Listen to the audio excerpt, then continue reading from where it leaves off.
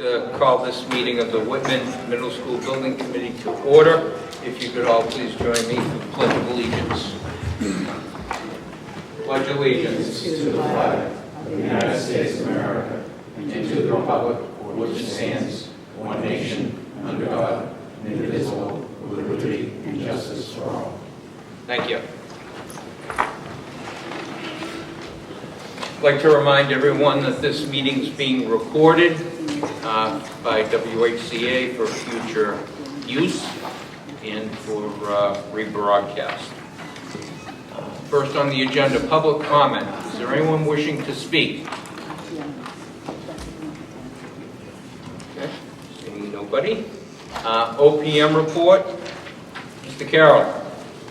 So we typically show the invoices and things of that nature, but because we're kind of in between phases, we don't really have invoices. We do have some. Not that were presented last month. That would have been accounted for in the monthly report. So what I thought I would do is we typically have a high-level schedule. We have taken that schedule and based off of the information that was provided at the last SBC meeting, if you remember, Julie had a lot of milestones and dates and things of that nature. We've taken that schedule and we've converted it into basically a bar chart schedule, so it's very similar to what you've seen before. We're showing it by module, so you have the various modules. We're moving into this construction phase module and moving forward. We're moving into the design phase, and then we have the construction phase, and then the closeout. So we're moving forward, and we've shown that basically over the next couple of years. So I did not provide this to you prior to the meeting, but I will be sending this out tomorrow to have it distributed to everybody. So we'll get that electronically tomorrow? Correct. But in the short term here, we're working on finalizing the amendments. We're working on the design team, working towards that design development package. And in just a few minutes here, Julie and Troy are going to be providing a lot of details and a lot of information for you to start absorbing and start making some decisions on what we need to do to move forward with the building. I'm happy to get into any details on this if people would like to get into a little bit more detail, but it is basically reflecting the dates that we presented at the last meeting. Anybody have any questions for Mr. Carroll? Seeing none. Right, and then from a financial standpoint, I did have another document that I would, I will make available to everybody. I believe, John, I may have already sent this to you separately. It was a cash flow for the project. So the MSBA has asked us for a cash flow so that they can understand it, and John actually asked for a cash flow just so we could understand where the potential dollars would be. And again, I'll be happy to share this with everybody, but what I've done here is I've put in the OPM fee based off of the proposal that we submitted, including the current contract and then that extension. I did the same for the designer fee, so you can see some of these are from back in June of 22, July of 22, all the way through. You can see right here we've kind of got a little bit of a pause here in the fee structure because there's really no contract for that time period, and then we're going to be getting back into the contracts here. I've also plugged in when we feel the cost will be coming forward from FF&E, construction, and then the contingency. And the contingency, we've plugged it in assuming we're spending it all just because that's the way the cash flow model works. It doesn't necessarily mean that that's what we're expecting to do, but we showed that, and then ultimately what we're able to do with that cash flow is actually show the graph showing how that's going to spend out over the course of the project here. So if I flip back to that for a minute, you can see right here, we're actually slightly underbilled potentially right now, just because of the way the dollars and cents that come in here so far. But we're pretty much, I would say, just in general on budget and on schedule.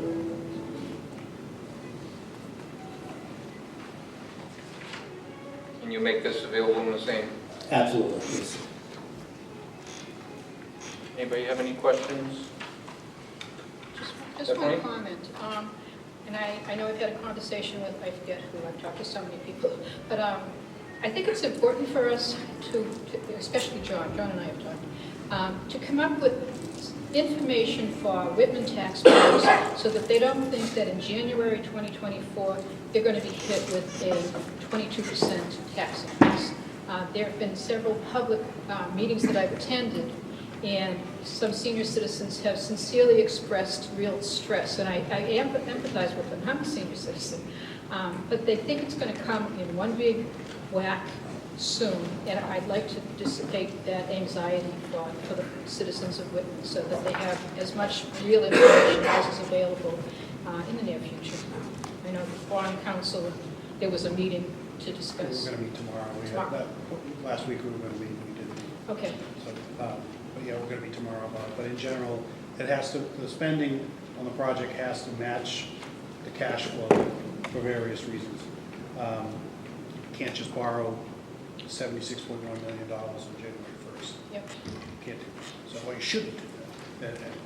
You could do it and be penalized by the IRS. Okay. So the probably going to be in phases, you know, like a slice at a time, with the idea that at the end of the project, it'll all be, you know, it'll all finally be all on the tax bills, but not all at once.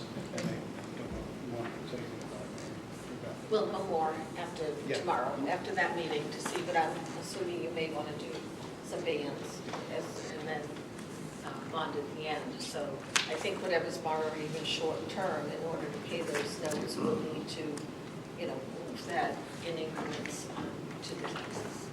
So if there's some way to communicate with the general public, and I don't know what the 21st century way is Well, anymore. I know that question was asked at town meeting, and I know it was answered exactly as it's being stated right now, that it would come in pieces. I don't know if you'd have accurate enough projections of actual dollar amounts, you know, by year, you know, and when we could anticipate seeing, you know, that impact. And if we take that and convert it to a quote-unquote snapshot, you know, as we did, you know, for the whole project, and just, you know, it's anticipated this year, you know, we're going to see a increase of $5, increase of $8, whatever the impact of the tax rate would be, or the overall on the median household, you know, the dollar amount, you know, that might be helpful. I think once we know how much we're banning and when, Yeah. then we can do some. And I think this gives us a good roadmap, at least, you know, for, and I think it's very important to make sure that we put anything down as anticipated or estimated. You know, because, So it can be. yeah, And from that perspective, just when you do get the cash flow, I would say the OPM numbers and the designer numbers are based off of pretty reasonable projections based off of the work plans. The FF&E, the construction, the contingency, we're basically billing out the balance of those based off of the best information we have at this time. When we do get a contractor on board, one of the first things we do is actually ask them to update the cash flow based off of what they actually think it is. So we've done what we feel it is based off of experience. It's kind of a bell curve, but there's usually kind of a couple of high points. One when the structural steel gets here, another one when we start doing the exterior of the building and we start getting HVAC equipment, you know, big dollar values, and we've done that. And then with the demolition, we've actually done kind of two separate parts, one for the main building and one for the, you know, what I call phase 2, which is the site work. And so I think we've taken an appropriate but maybe conservative approach to this. So like I said, showing some of the contingency being spent early and showing the full contingency being spent, maybe a conservative way of the cash flow. But would there be any benefit to purchasing such as the structural steel earlier? You know, I don't know, I know a few years back the rates were, you know, for steel was going up and up. so I think as we get into the design here a little bit more over the next couple of months, there's something we could look into with that. You know, I don't know that steel would be necessarily one, but you know, one of the things that comes to mind is we're still seeing incredibly long lead times on switchgear and electrical equipment, things of that nature. But you've got to kind of weigh that cost-benefit analysis that if you're buying it early, the design may not be 100% done, and you might be buying a switchgear that says you access from the left side, and when we finish the design, we realize we would have been better to have an access from the right side or things of that nature. So there's a bit of a cost-benefit analysis. If we were going CM at risk, that tends to be more of a route that you might choose, but with the Chapter 149 lump sum, it's not done, but it's done less than the CM option. Any questions? You all set? Yes, thank you. All right. Okay. I think that's all I have for the OPM report, unless there's any other questions. If there is not, I know it does say Collier's design, but it's actually the AI3 design report will be coming forth here next in just a minute. Great, thank you. Julie, you or Troy? Or both? How are you?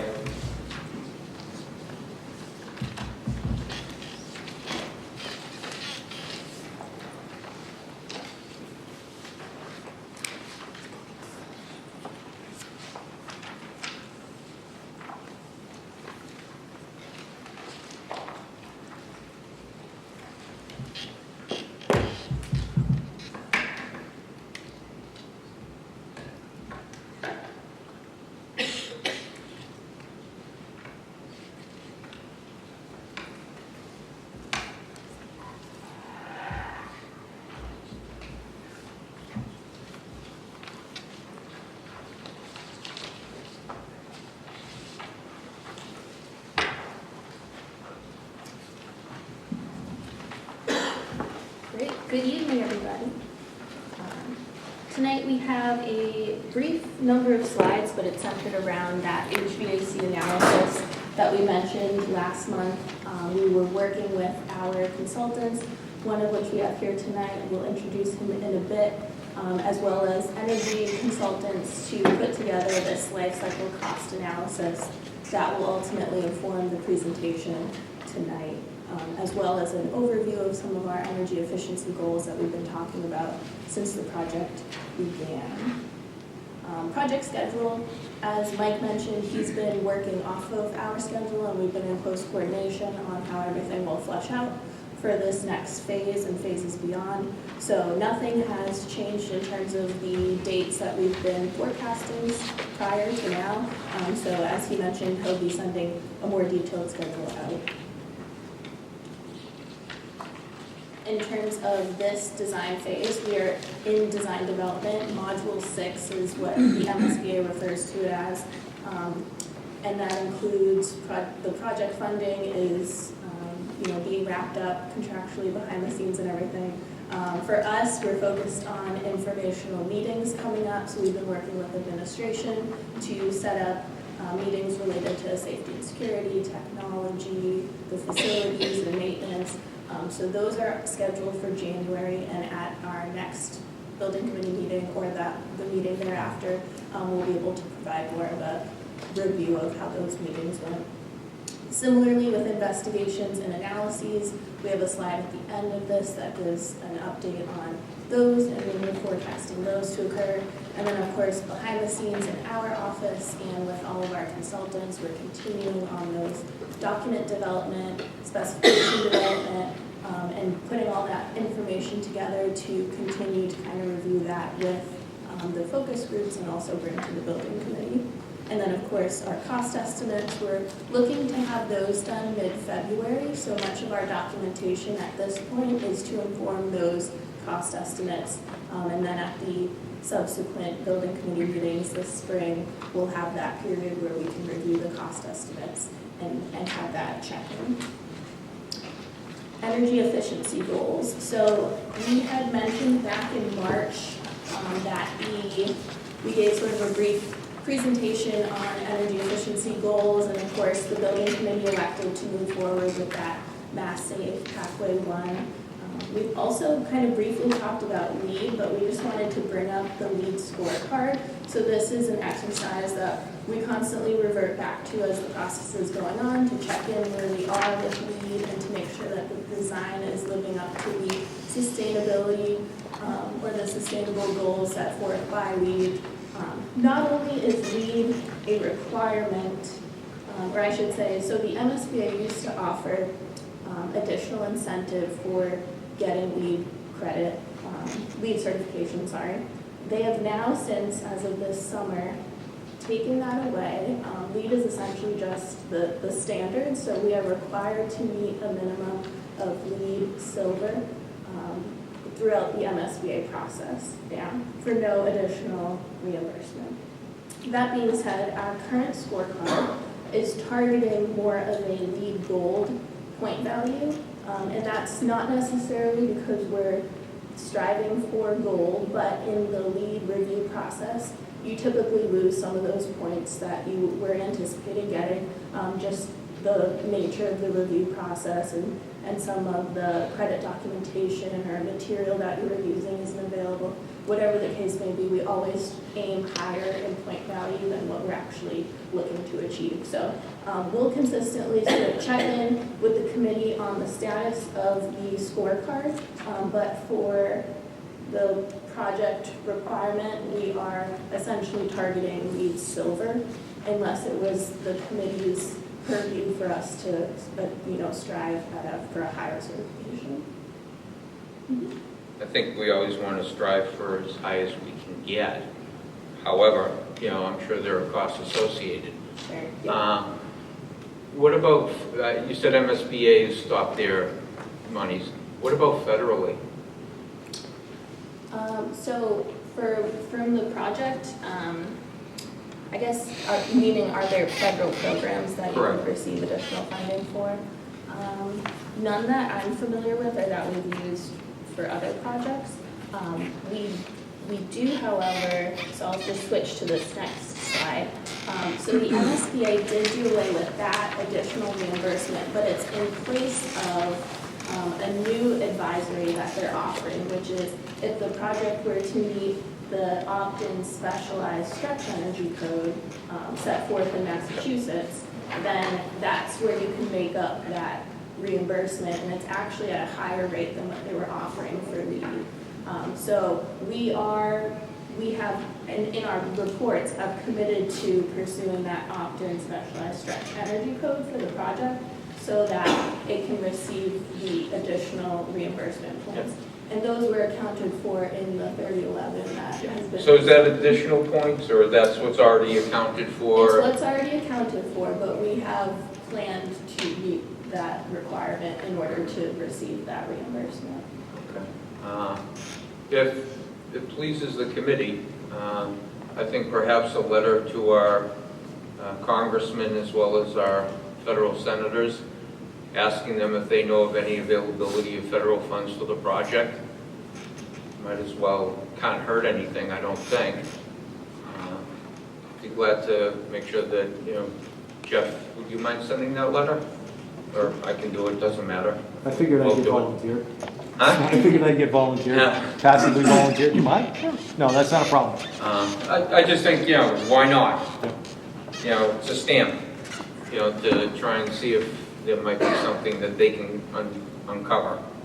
Yeah, and to the credit of all of the districts that have gone through this MSBA process, the MSBA was finding that the districts were repeatedly exceeding that requirement for sustainability and for LEED certification, and so that was sort of why it just became the baseline, and now the expectation is growing with the expectation of the state, where we have the stretch energy code and the specialized energy code. So And we are a stretch energy code communities. that's right. Yep. And then now, so in this slide, we had presented the energy goals decision-making tree back in March, and since then you have successfully determined that you'll be pursuing that path one through Mass Save. So focusing on an EUI of less than 25, which in turn decides that or determines that the project will eliminate fossil fuels as a result of, if you are pursuing the opt-in specialized stretch energy code, it's achievable through an all-electric pathway. So you would sort of by default be eliminating any fossil fuels. And additionally, that also kind of directs us to what our HVAC system, the options available for that are. So that is what we are bringing to the table tonight. So the variety of all-electric HVAC systems in our HVAC analysis. And we have, in a moment, I'll invite Wayne Matson, who is our mechanical engineer. He's also the president and owner of Griffith and Berry up, to describe what the systems are that we're analyzing. And then also, he helped develop this broader report that I think was disseminated to the committee. But if not, we have a couple hard copies, and we can certainly share that this week. But tonight, the goal is Wayne will present the options, and we're not necessarily looking for a decision or a determination on which direction to go in, but certainly open to a discussion on what would be best for the project. So before that, just a couple things to set up that analysis. So previously, we had asked administration to fill out a spreadsheet for us, and this essentially described the anticipated use of the new building. So the more that the building is used, of course, the more energy it will use. And so administration helped us out and returned the spreadsheet to us.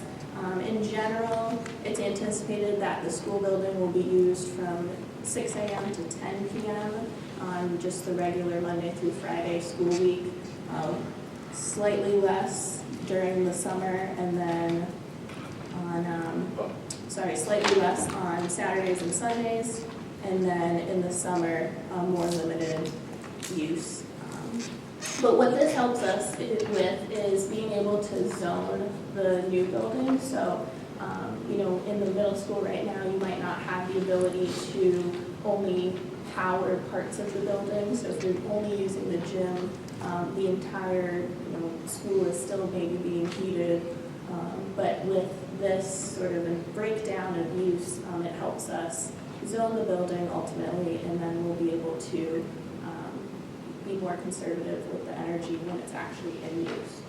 That being said, it will be important when the building is built that you're almost not overusing it, just in terms of that power. So a lot of the systems that will be in place from an operational standpoint will be able to relay back to maintenance and facilities what that energy use is, so you can kind of monitor as you live in the new building.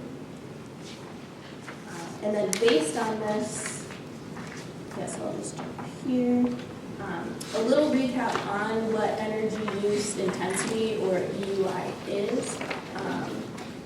So as was mentioned in March, the project was enrolled in the Mass Save Path 1 incentive program. So looking for that EUI to be 25 or less, which of course, when the amount of renewable energy that the project is producing, if it has it on site, is producing more than the amount of energy that you're using, that's when you hit that sweet spot of net zero energy.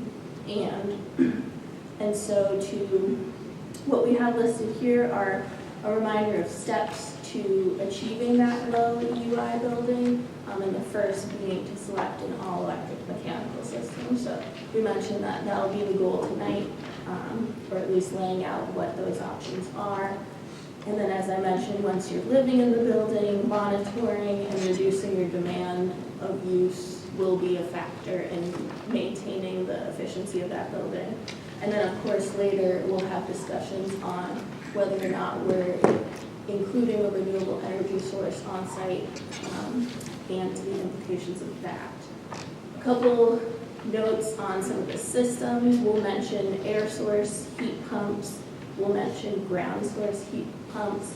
Ground source heat pumps are interchangeable with geothermal, the term geothermal, so you might see that or hear that.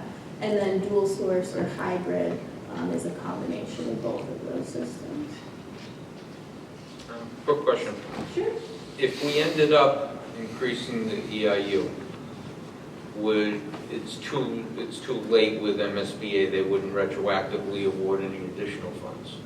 But we would perhaps see some national grid savings, or would there be additional funds available to us if we did that? So it would be the opposite, where it wouldn't affect your reimbursement for MSBA, but the Mass Save Pathway 1, it would affect the dollar value that was associated with hitting that target.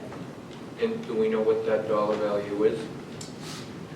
Um, Or could we have it available? Because Yes, I yeah. think if we're looking at something and, if you spend X and you're gonna get Y back, if you're getting more back, then it's a no-brainer. Or if you're getting the same back, et cetera. Right, yes, so I can pull that up. I'm just blanking on the. No worries. values. Try it next Oh, week. fantastic. Wayne's got it. It's actually a perfect time. I'll just hand it over to Wayne. Yeah, thanks, sir. So it's $2 a square foot is the answer to your question for the mass save rebate as the reimbursement. And I'll get to a table that kind of shows that, has all the costs and that associated with the various systems. The $2 a square foot, is that for are you greater than 25 or 25 or less? Less, 25 or less. So that's what we're at now. Yeah, two of these systems that I'll get to show EUIs less than 25. And then two, which are still all electric systems, show that based on our analysis ended up being over 25. But you want to be under 25. The further under 25 you get, the better off you are. Okay, okay. But you don't get more reimbursement for being 20 versus 24.5. So just, Okay. becomes a law of diminishing. So we're already at the maximum reimbursement. On the Mass Save Path 1 incentive program, yes, yeah. And it's broken down into two components. Part of it is dispersed during design. The second part of it is dispersed after construction, after everything's been proven out to be installed per the plans and specs. So, anyway, just to introduce myself, I'm Wayne Batson. I'm the president of Griffin and Berry. I'm also the mechanical engineer of record for this project. My firm is doing the HVAC, the electrical, plumbing, and fire protection design for the new middle school. We were actually the engineers of record of this building, so it was kind of a nice homecoming to walk in tonight. You're responsible for the Italian boilers? Oh, man, I should. A few people might want to talk to you. Yes, kind of, no. It's public construction, so there's an approved equal, so in any case. So anyway, it's good to be back in the building. It's warm in here, it looks nice, it's quiet, so I didn't mean to walk into that minefield either. Anyway, for our project, because we are moving towards fossil fuel-free designs, we look at all electric buildings. And these aren't all electric buildings like they were in the 1970s, so it's not electric resistance heat like we used to see back in the heyday when nuclear power was going to solve all of our problems. These are based on heat pump technology. Anybody who has a Mitsubishi ductless split in their house or has seen one in an office or a shop or any store, that's what a heat pump is. Basically, in the wintertime, it extracts heat out of the air. No matter how little heat there is available in the ambient air outside, it extracts that heat out of the air and pumps it into the space. And then in the summertime, it does the reverse. It takes that heat out of the air inside your space and throws that outside. So that's kind of the very simple explanation of a heat pump. For this project, we look at 4 different types of heat pump technologies. One is your baseline is set up as an air source heat pump with VRF. VRF, that acronym stands for variable refrigerant flow. And what that means is you can have one outdoor heat pump, one unit outside, and a bunch of cassettes inside your building. And the cassettes could be ceiling cassettes, they can be mounted on the wall, they can be concealed fan coils, and they can all be mixed and matched. And they all get piped with refrigerant piping back outside to a heat pump. And so our baseline is that technology. Then when you get to larger spaces like a gymnasium, auditorium, student dining, we look at a packaged energy recovery unit. And what that is, it's a rooftop air handling unit. It still uses the heat pump technology to heat and cool your space, but it's all concealed in one big box on your roof.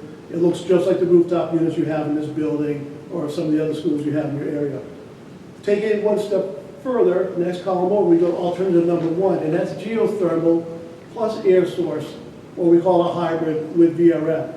So, like Julie said, we use geothermal and water source interchangeably here. Geothermal, what that means, instead of extracting heat from the air or ejecting heat to the air like in air source, we extract heat from the ground or eject heat to the ground depending on the season. And we couple that up so that component that geothermal will be used in areas that have longer hours of operation of the school that are outside during normal school hours. So library, media center, gymnasium, student dining, the administration area, of course, because they run year-round. So we can maximize the benefit of the geothermal, because that geothermal component comes with a cost. It's more expensive than the baseline. And then let's take that one more step to alternate number 2. Now we go to air source heat pumps and water source heat. Air source heat pumps that would replace chillers and boilers. So you're extracting the heat from the air and you're putting it into water that gets circulated around the building to conventional HVAC equipment in your building. And it'll mix chilled water in the summertime for cooling, hot water in the wintertime for heating.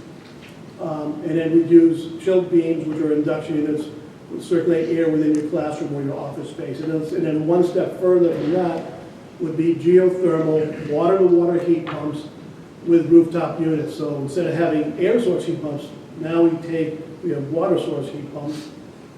Heat's rejected to the water, that water then goes to the ground, that heat's then rejected into the earth. So those are very, very simple kind of high-level descriptions of this. Troy told me to be careful to not bore you to tears or get long-winded. I think I already wrote that, so I'm sorry. At the risk of that, Yeah. how deep do you have to dig for the geothermal? So the And how far of an area? That's a cool question. So the wells we call them wells, but they're not wells in the sense that you're used to where you pull water out of the ground for drinking. These are actually boreholes. So the borehole is about a 10-inch or 12-inch diameter hole drilled about 1,000 feet straight down into the ground. And it's got a sleeve and it's grouted, and they drop a pipe that goes down into the ground. And that pipe is actually a pipe within a pipe. So it's completely isolated. There's no exchange of water from the building into the ground. There's no exchange of groundwater into the building.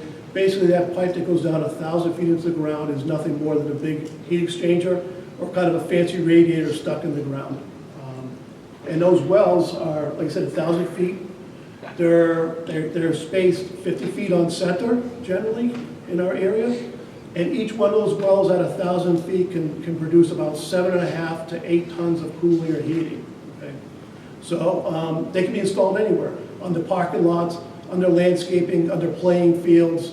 Once they're in the ground and they're all piped up, nobody knows they're there. They become invisible, and they don't require service. You don't ever go back to them to change any component. They're piped and they're permanent, and they last for, life cycle costs that we do are 20-year life cycle costs. So they last 20 years. They go to 40 or 50 years. So the technology has been used at a lot of schools. We actually have a school up in Watertown. We're doing the same thing.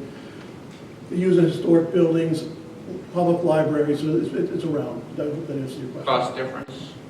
And maybe way too premature, I don't know. It's a little premature, but we have good costing on what is just being done in Watertown, and we'll get this on the few further slides. It's about $100,000 per well, so it can add up quickly. Yeah. So what we do is we do a life cycle cost analysis, and what that weighs is the ways of, you have to have a baseline system, and then you have to have viable alternatives.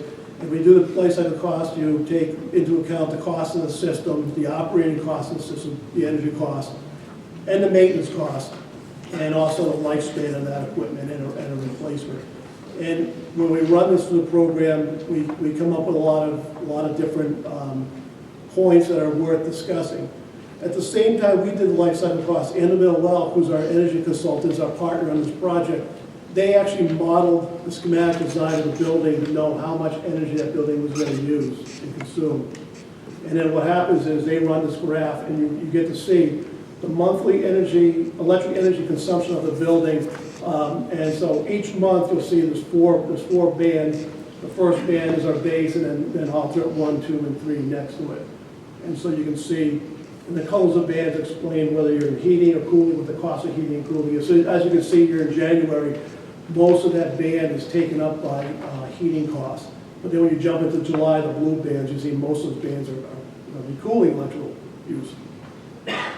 So what this does is it gives you a snapshot of each month and what each one of those system types would be consuming to kind of give you a quick shot, like, okay, which system would we not probably consider? Well, you can kind of see right away, alternate number 2, the third one from the right kind of shows, well, that consumes more power than the other. And that's kind of what this slide kind of illustrates. When we get into this slide, this is where we start to distill the information down to the site EUI number. And as you can see that the baseline system is hitting an EUI of 24.5, and the alternate is at a 23.8. So we're both, the first two systems were under the EUI that the Mass Save Path 1 wants us to be at. So it's pretty descriptive in there. And then they break down the kilowatt hours of what of that energy is going into the supplemental heat. The heat pump was going into pumps, space cooling, space heating, ventilation fans, and then the gray bars, that's domestic hot water, miscellaneous equipment, and area lights. That's going to be set standard. It'll be the same no matter what HVAC system we have, because that's not tied into the HVAC system. This slide then, further on this analysis, we look into the annual electric operating and maintenance costs that are associated with this. And again, this graph will show you the baseline annual energy consumption in kilowatt hours. And then the values, the dollar values are using standard electrical rates that this area is experiencing, run through the program to come up with an operating cost. Now, the value that the energy consultant is using is 29 cents a kilowatt hour all in. If that's not what you're paying, that's okay, because we use that same 29 cents per kilowatt hour across all these graphs, so it sets a flat table. And then you can see it, and then that number gets distilled down to the bottom, a total annual operating and maintenance cost for the various systems. And again, you can see, option 1 and 2 are neck and neck, with alternate 1 being, just slightly less expensive than total O&M versus baseline. So these are the kind of analysis that we run to when we finally get to the system we're going to end up using.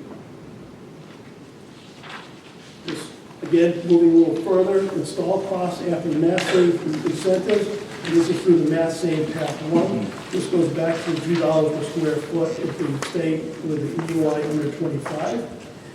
And this table, there's a lot of really cool information on here.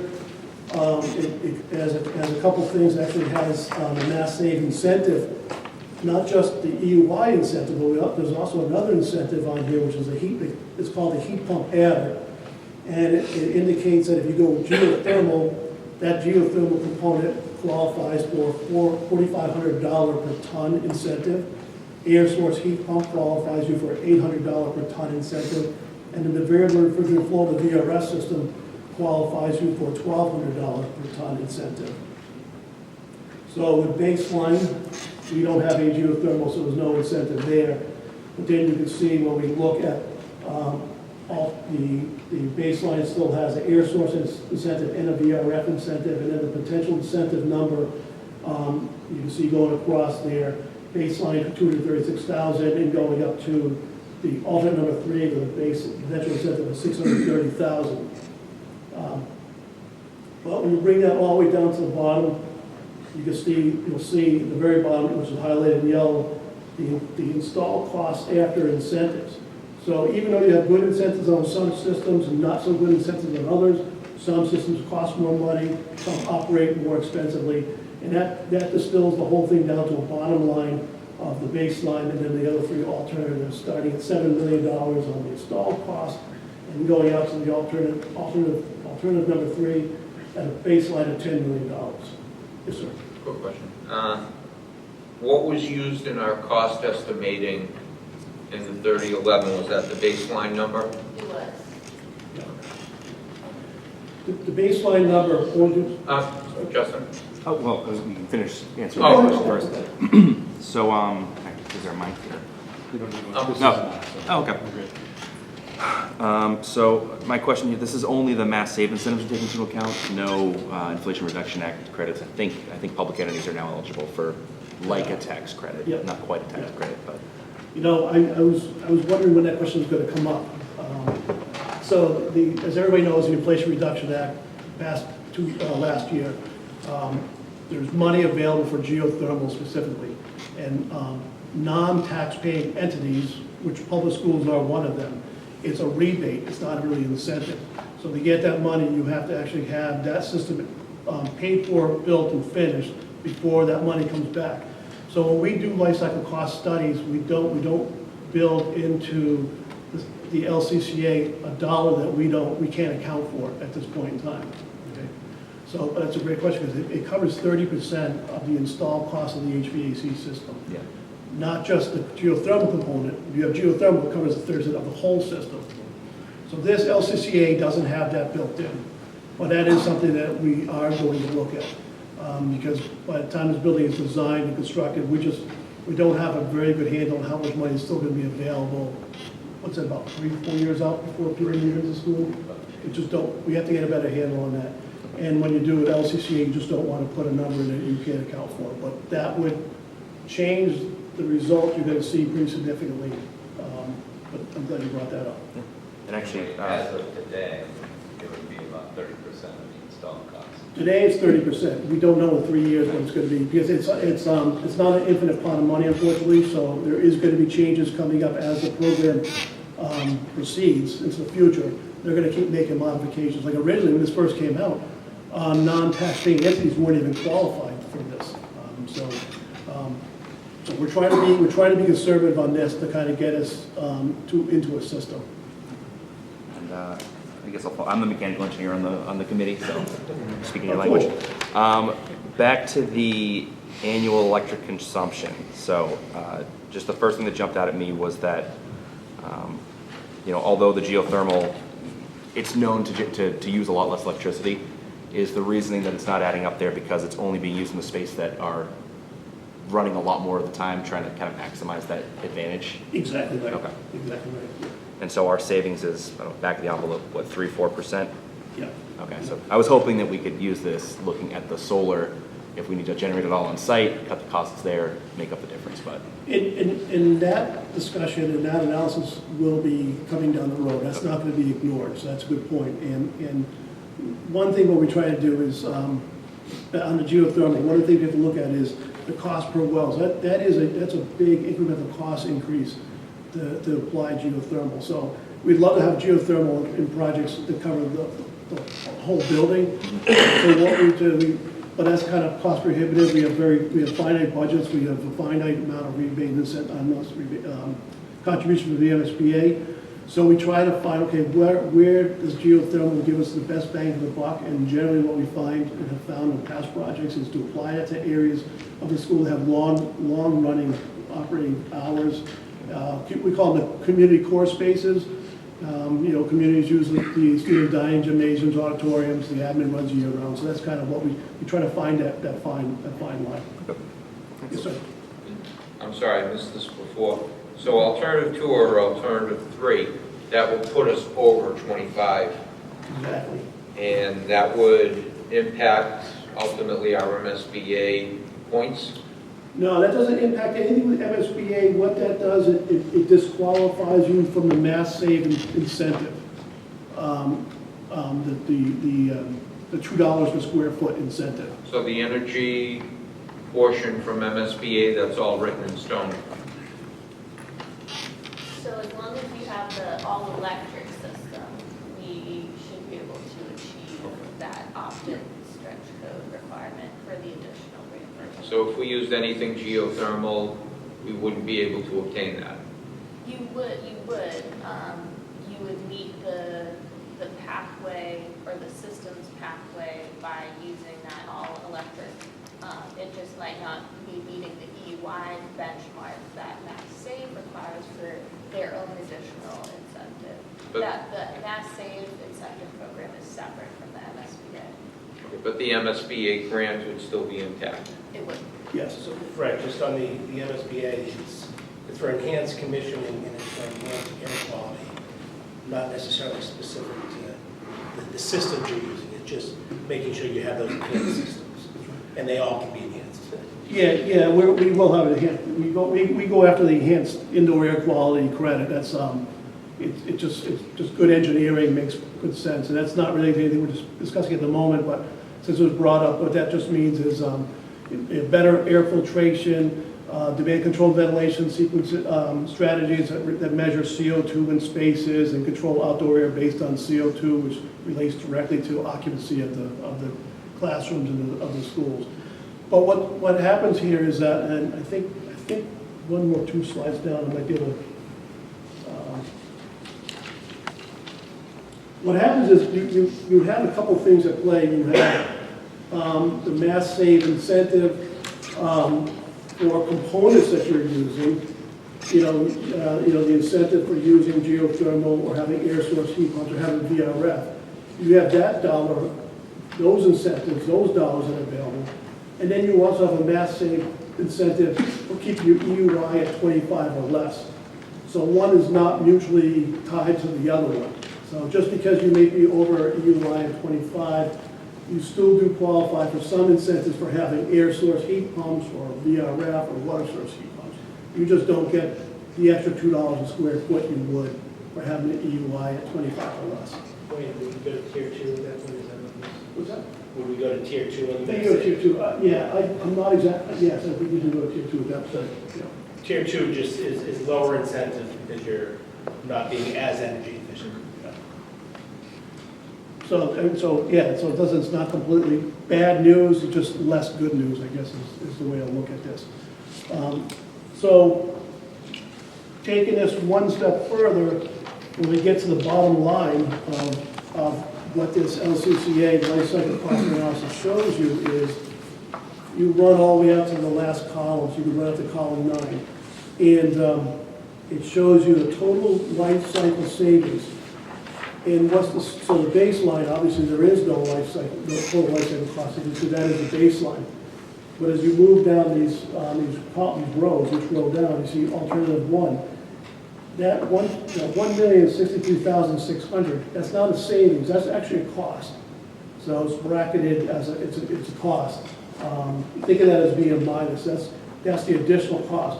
And so what life cycle cost analysis do is they take all these financial aspects of a project and they distill them all down to, and I don't mean to talk, I'm not sure who does life cycle cost studies here, I understand what they mean. They take everything, they distill it down to a bottom line to put it in present day value, so it's everybody understands it levels the playing field on anything. So when you go to alternative number 1, first row down, that project's going to cost you $1 million more to go with that type of a system. And then if you move down further, alternative number 2, that's going to cost you $1.5 million more, and so on and so forth. And so what this tool does is it helps inform us as designers of what system is the most applicable and that we can apply to your project. And like was mentioned, this doesn't take into effect the Inflation Reduction Act money. So if IRA money did come into play, this would change this ranking a little bit. So it's kind of useful to keep this all in mind. And then, for a point of reference, the first column is the installation cost, the gross capital cost. These dollar numbers are actually derived from bid projects that were recently bid, that just opened within the last 2 months. And we didn't take these aren't the low bid numbers, these are the median. We take all the bids and then we scale them and then we go with the median. So these are all real numbers around here. The annual electric use, that all comes out of the energy model that Annabelle does. Annual electric cost is then excluded from that, and then she breaks that down into cost per square foot, and that shows the EUIs. And this last table here is kind of like your snapshot of everything that we've been looking at on the HVAC system decision making. Anybody have any questions? Mr. Carroll? One other comment, we're talking a little bit about incentives and rebates potentially, and just want to make sure everybody understands that you're still paying those up front. So when you bid on bid day, the full cost is included in the budget or in the contractor's cost. after we build the building and we show that we're actually performing to the level that we designed, that's when you can then potentially get those incentives or rebates back, right? That's a very, very good point to make, because in public construction, we're tied to a budget that we have to stick to. And you know, the best rebate incentive in the world doesn't help you get you the financing at the beginning of the project, so that's a good reiterate that. I appreciate that. I think we just want to be sure, you know, to say we're going to get X amount of dollars, and you don't know until it's built and they come and audit, then we got to make sure. So. Yeah, now the nice thing, we do have a track record for the baseline system. That same system that I talked about sounds baseline, it sounds like we're not really getting anything that's great.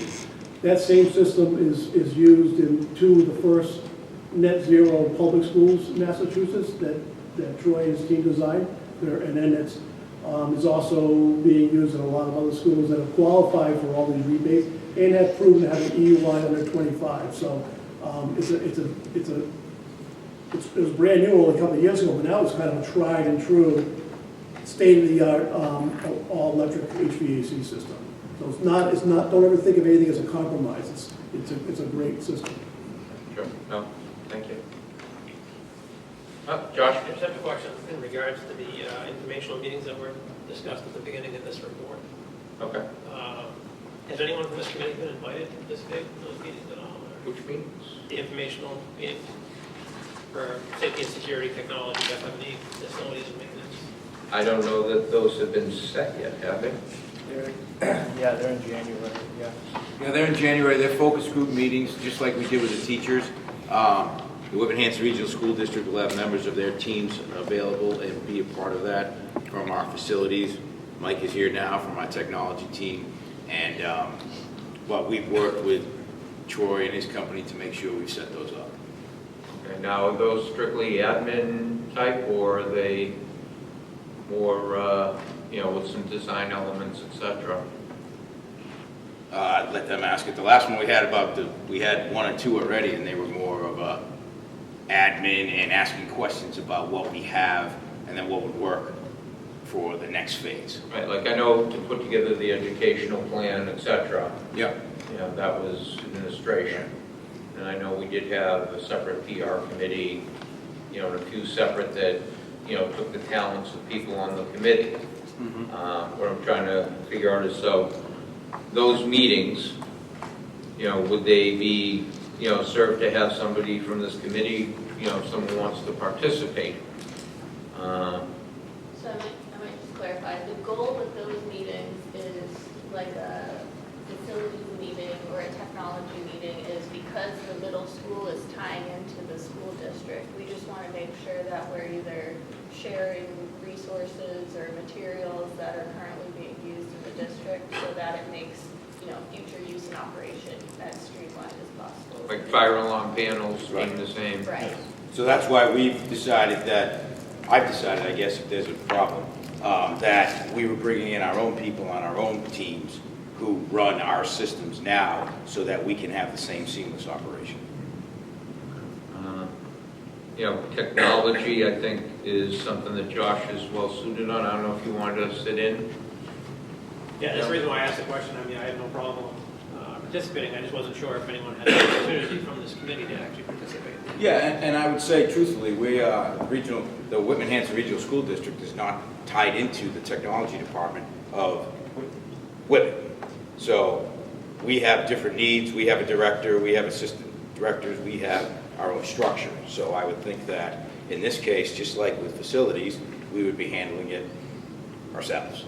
No disrespect to anyone. No, and Yeah. Josh isn't here as someone that works for the town. He's here as a citizen, Sure. you know, who happens to have a knowledge and a talent that, you know, like far exceeds mine. That's for Sure. And I would say, though, we have a technology director who has the ability to handle that for the Whitman-Hanson Regional School District. But I'll leave it up to the whim of the committee. Maybe Jeff wants to comment on that as the superintendent, or? I think our team is here. I think we can always be open and we can share what is found in that committee. I haven't gone to one of those meetings yet, so I think it's just a structural piece right now to see what way we want to go with what we have now, and then we can report out after those are done. mean, I'm inclined to, ask the committee a little bit, if there are any other folks, like for instance, site permitting and zoning, if someone's interested in that. Additional programming is necessary, safety and security. I don't know if anyone has any interest in those areas or any talents, I should say, in those areas, that they'd want to join a committee, or if we're better off to just, we see the reports, we see the, the information that comes out of them that, quote unquote, makes the soup. As far as that goes, I know on the educational end of things, it didn't make sense for the committee to be involved because you needed, the school personnel for that. I would have every trust and confidence that Josh has every bit of the talent possible, and understanding and knowledge of, what's being said and spoken about. Not to, say that he's going to try and, how do I say it, rule things, but there may be a suggestion he could make. He may know something. I think Josh is very intelligent and knows a lot of things. I would look at this as when we bring our things to the capital committee, we sit with the capital committee, and there's a lot of back and forth that goes on. And I'm just saying that at this point in time, if it's a Whitman-Hanson Regional School District building that has to tie in with the other buildings, I think it's best served by the Whitman-Hanson Regional School District employees in those different departments and areas in order to have these type of meetings with the consultants, and then bring back what those findings are, and then of course open it up from there. Understandable, but it's also a town of Whitman project. Sure. So, I understand. And the building committee is, I'm trying to think of the exact charges stated by MSBA, to oversee, make recommendations, and set the path, so to speak. So, I'd be willing to, see if Josh wanted to join your, grouping, time permitted, if he wants to put in the time of himself. Yeah, I'm not going to, again, beg to do it. I just asked the question to make an opportunity for me to assist where needed if it was deemed necessary. Yeah, and sure. Okay, so if you can include him on your invitation chain, and, I assume... Is that the chair asking for something? Where are we going with this? Well, you just said, sure. Okay, so I'm in response to what you just said. That's the season of giving, I guess. Yeah. That's where we're at. And for instance, site permitting indoor zoning, I don't know if Mr. Curran, could lend any expertise on that? Well, yeah, and I'd be willing to help, but you guys know what you're doing. They've got to go for site plan approval, special permit. They'll see the planning board just as a courtesy thing, but if you have any questions, then just let me know. Anybody else for anything else?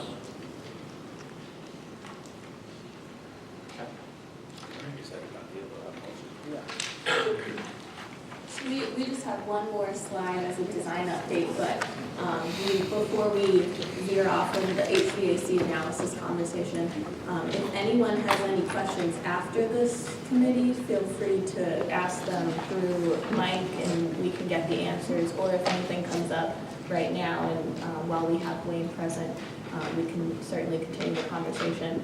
If not, at the next building committee meeting, then we will be looking for sort of a direction on how to take the project.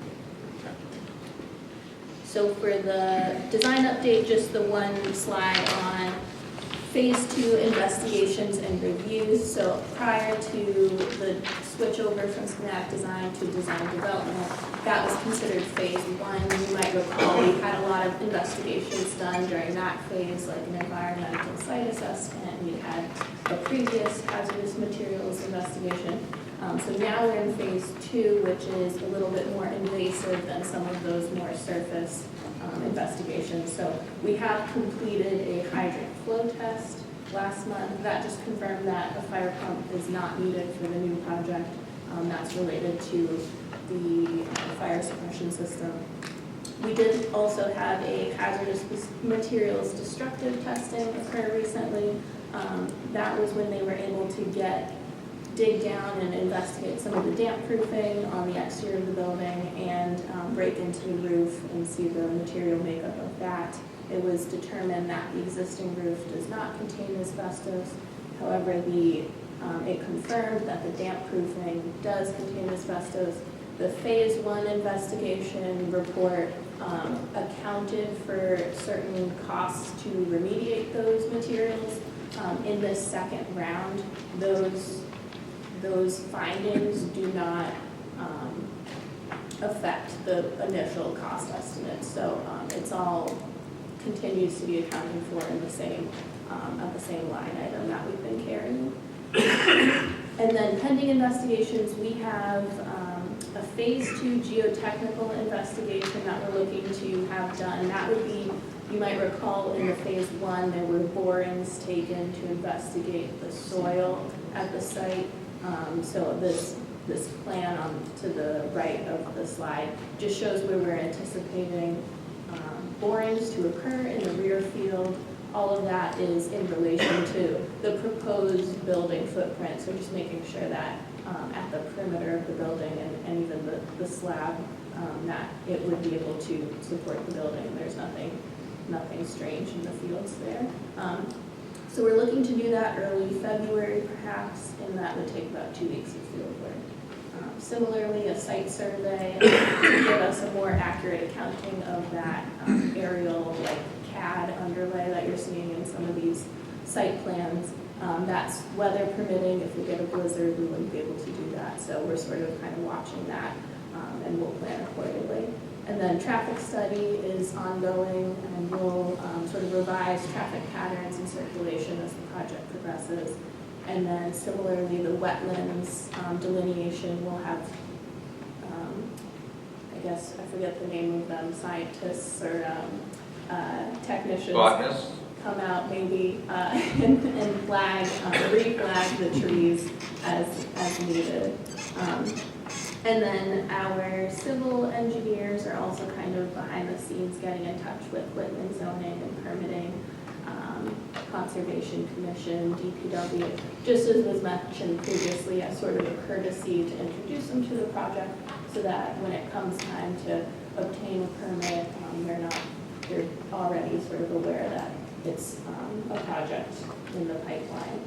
And then similarly, Whitman Historical Society, we need to submit. That's blaming. I'll chase up on that tomorrow. Excellent, Thanks yeah. for your help. We need to submit a project notification form to the state that just recognizes that this project is not, or the existing building is not historic, nor does the town sort of see it as historic. So that's also kind of it's a report that we put together. We were just, as a courtesy, reaching out to see if the Historical Society had any comments or concerns with us submitting that. I don't know when that last inventory was. I was just going to ask for clarification. So it's not, like, by the state database, there's nothing indicating that it's historic? No, on the actual committee. So is it the Historical Commission, which is a town board, or the Historical Society, which is a nonprofit entity? Yes, so I guess from our perspective, whomever it would be beneficial. The town has both, which is the confusing part. Okay, maybe that's where we're also Yeah.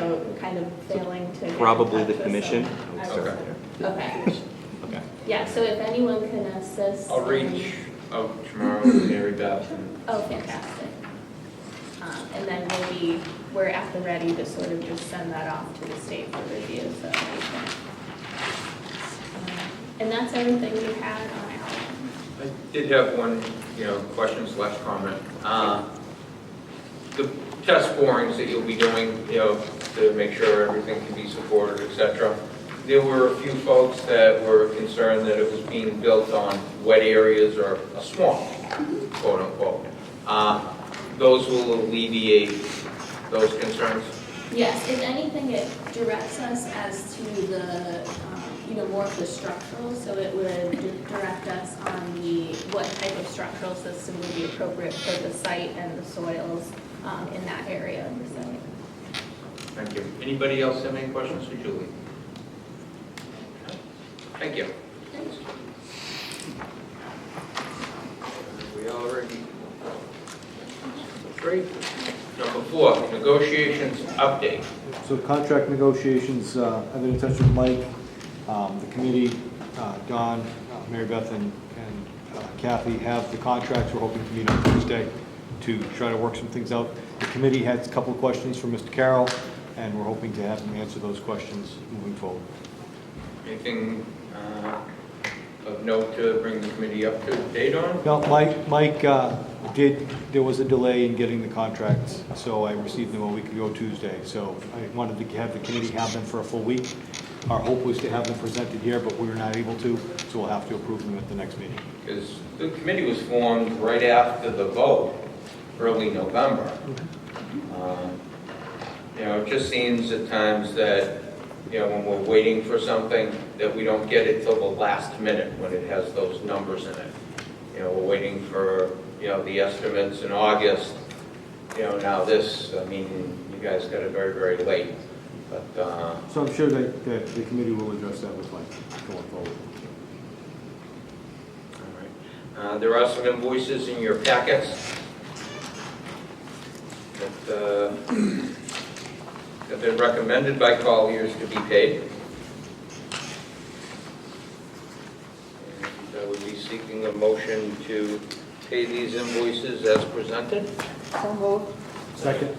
Okay, Beth with the motion and Second. Jeff with the second. Any discussion? Okay. Nobody's on the phone, Nobody's correct? on the phone. Okay. All in favor? Aye. Okay, unanimous. All right. Next meeting date. It's not on here, but I feel that might be productive to set that. And Jeff, I'm going to ask you what might be best for you, given the negotiation timeline. I'm hoping we can get this done, some of us are unavailable next week, the holiday week. Yeah. Hoping we can get this done on Thursday, so right after the first of the year, have another, if we can just, even if we don't have a business meeting, if we had a Zoom meeting contained, to get a motion to approve those contracts, just so that they're official, and we can get these folks signed. I'd look for, probably the earliest around January 8th, 9th, around the 9th, to get that done. January 9th work for everybody? And if you guys have something for the 9th, if you don't, we'll do that. Yeah, so I think we certainly look to resolve the contracts on the 9th. If there's any follow-up questions from the discussion we had tonight on HVAC, I know there was a lot of information in there, and people, after you have a little time to digest it a little bit, may come up with some questions. We can look into the rebates and things like that. I think the problem is, like we mentioned, projecting out 3 years, it's a little bit tough to nail down the exact, but we can continue to work on that. And I'm not sure, is there anything else from a design, like a charrette that you did today that you would have for the 9th, or would that be probably later than that? Probably not, and consider we do have a lot of staff off for the holiday, and Yeah. then preparing for some of the next round of staff programming and informational meetings is sort of consuming. So if we did the 9th for this, what would be the next date that you would be looking to do a design follow back after that? We could probably either do, well, I guess at the 9th we could further the discussion on the HVAC system. But then we could either do like the last Tuesday in January, or maybe just the February meeting, the regularly scheduled February meeting. Yeah. Or would we be better off to, as Jeff just suggested, if the only real agenda item is the negotiation, even if we have only that on the agenda, to wrap up, either by Zoom or we can, come in here for, a short period, and then do a full meeting more toward the end of the month. Would that be better for your time frame and your schedule, Julie? Troy?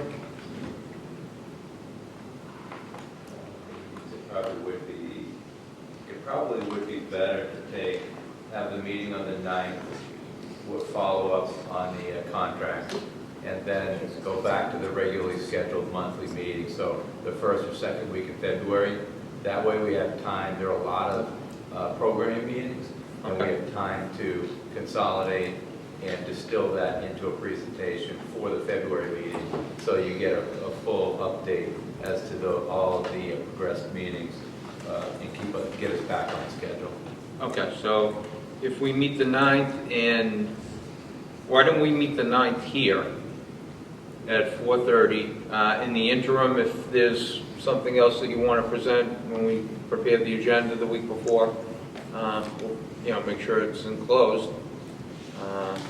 And that'll give the opportunity and for anything else, but hopefully, we'll be able to have a good, productive conversation in a short meeting. And as Julie mentioned, it would be important to get direction on the HVAC system based on the options that were presented at that 9th meeting. So Wayne and his team can proceed with that, that system. So I think if you folks could be here, and we'll have that on the agenda as well for any last questions. Although anyone's welcome to email the team and, get their questions answered. And that way there we can attend to that business that day as well. Does that work for everyone? January 9th. On that, I'll entertain a motion to adjourn. So moved. Kathleen with the motion, Bob with Josh. Josh with the second. All in favor? Thank you. Yeah. Merry Christmas.